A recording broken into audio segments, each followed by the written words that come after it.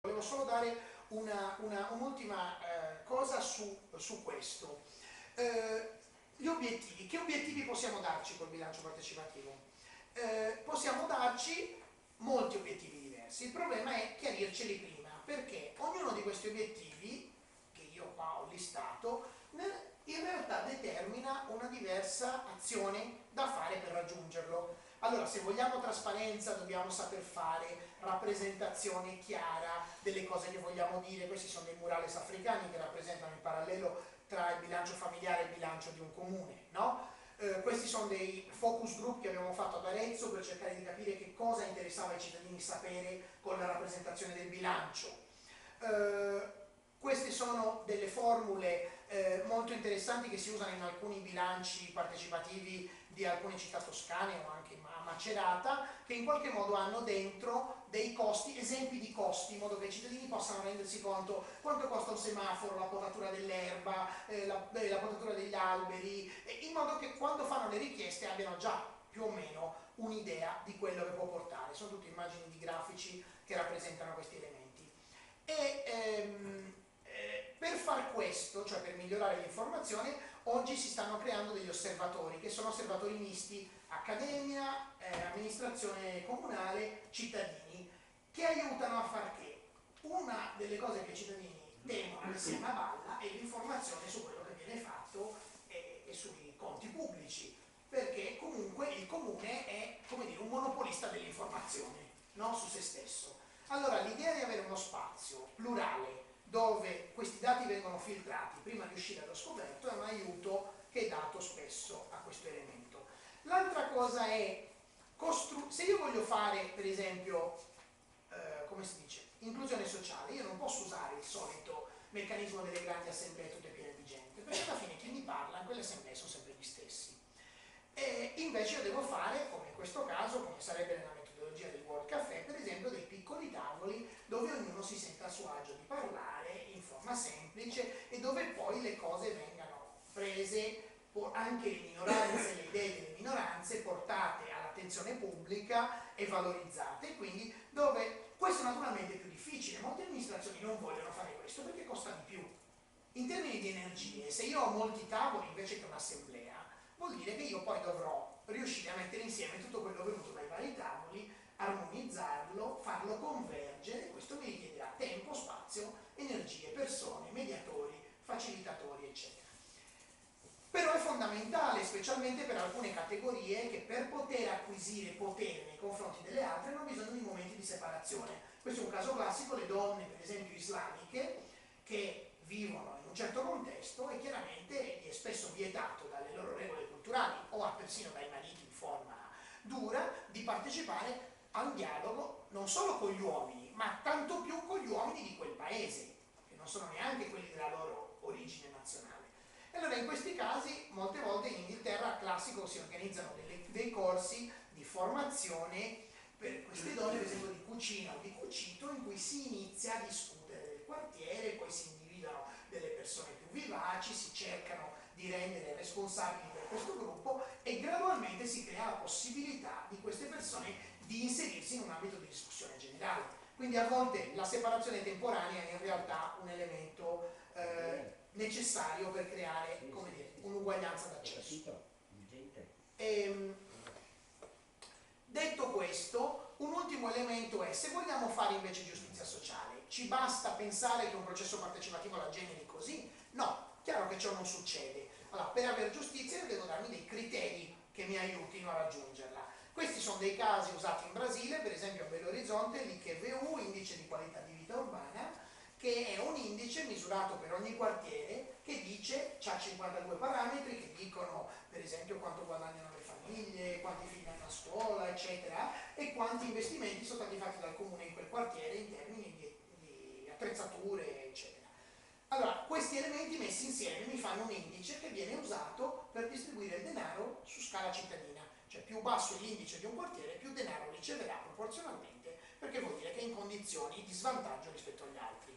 No, allora, queste sono, naturalmente queste cose io le devo sapere prima, perché se io faccio la discussione col pubblico, mi vengono certi risultati e poi li riaggiusto in funzione degli indici, è chiaro che il cittadino non viene più, perché dirà la burocrazia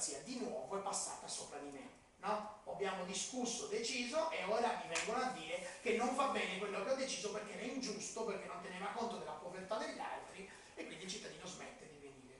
No, quindi in qualche modo la regola che ci diamo è sempre unica, il cittadino si deve percepire al centro costantemente di ogni fase del processo, perché se non si sente al centro, sente che il processo sia una grande fregatura mascherata da partecipazione che lo sta in qualche modo raggirando. Questi sono dei percorsi di outreach, cioè di andare laddove i cittadini stanno, perché non tutti i cittadini vengono a te, quindi il problema è anche di trovare modalità per cui il processo si sposti verso chi non si muove dal proprio micro territorio di vita. Questi sono processi per esempio che aiutano la trasparenza nel tempo, cioè a controllare tutte le opere. Ci sono molti processi che organizzano percorsi di monitoraggio di ciò che poi viene fatto o non fatto, in modo da inchiodare le amministrazioni alle loro responsabilità.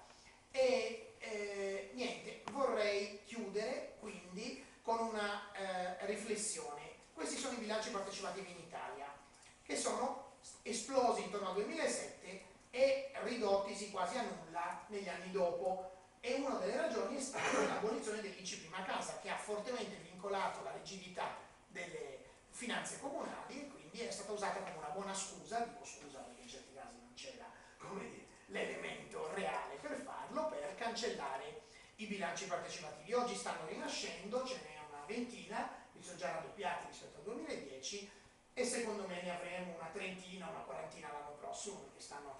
Allora, sono fragili i BP? Sì, lo sono.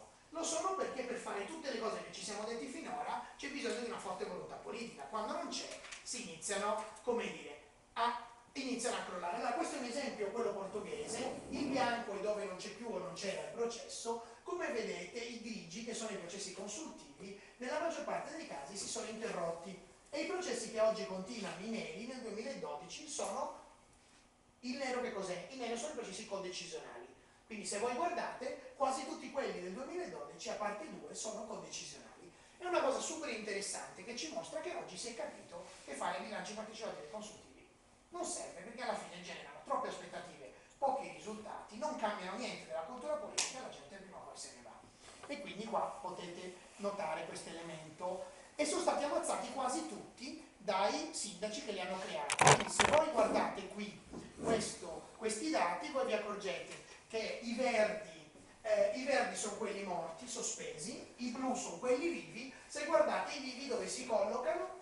Nei bilanci codecisionali e in due sezioni, quelle aggregative e quelle deliberative. Cosa sono le aggregative? Sono quelle che di solito sommano voti via internet, per esempio, e quelle deliberative sono quelle dove le persone si incontrano, discutono e arrivano a una decisione comune. Quindi quello che è importante perché un bilancio partecipativo abbia una sua sopravvivenza è questo. Se io creo una struttura di questo tipo, è quella che noi chiamiamo resilienza, cioè capacità di adattarsi ai cambiamenti del contesto esterno, no? Quindi se io ho una struttura, creo una struttura di bilancio partecipativo in un contesto specifico finanziario, amministrativo e sociale, e questo contesto mi si trasforma, io devo sapermi adattare. Se la mia forma non evolve, rimane rigida, la cosa più facile è che mi muoia tra le mani, come è successo alla maggior parte dei bilanci partecipativi portoghesi. Quindi io direi possiamo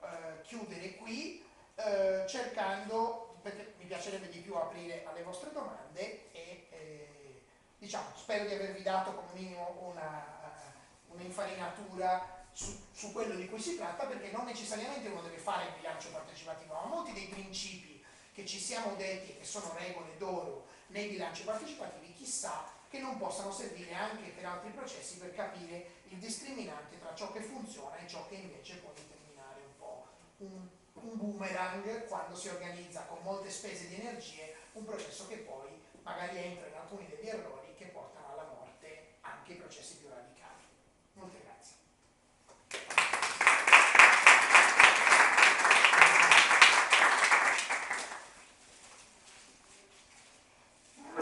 Dubbi? Domande? Riflessioni su questo contesto? Io so che non è facile perché uno dovrebbe poter assorbire tutto e poi formularci sopra una domanda.